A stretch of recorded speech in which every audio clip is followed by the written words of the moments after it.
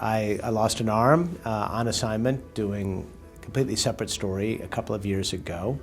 And that was an unfortunate occurrence, unfortunate accident, but it also led me to start thinking about prosthetic technology, which I had covered when I wasn't a customer, as it were. And I figured it was time to revisit that a little bit with a little more skin in the game, as it were.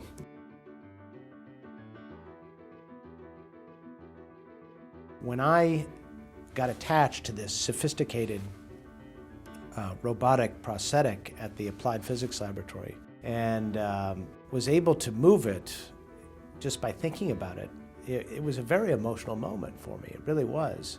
And so it's a very different kind of journalism, put it that way. And not every story is going to be like this by the nature of what we do, but I know for a fact that I wrote a much better story on prosthetics than I did when I wrote those stories when I had 2 arms.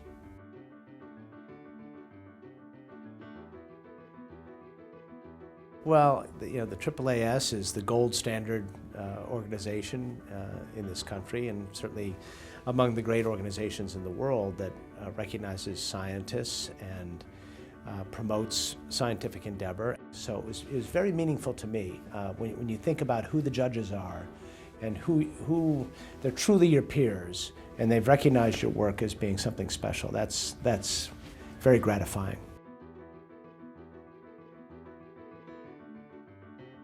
It's not just important, it's essential that we keep the flame from flickering out in the world of science journalism. And so we're talking about fundamental scientific literacy, which has diminished in this country for sure.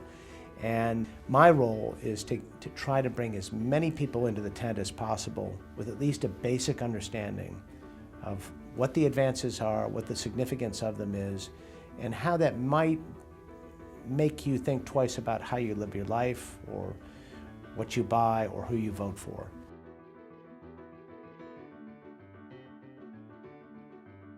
I'm always trying to think of the conversation I might have with friends at that cocktail party, or my mother, or my sister, or whatever, and how would I explain this to them?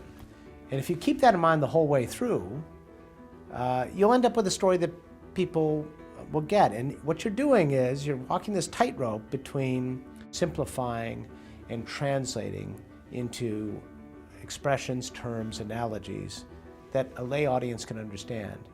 And I struggle mightily to honor the nuance and the complexity of science, which can at times be daunting, and yet still translate that into something that is accessible to an audience that may know nothing about that research.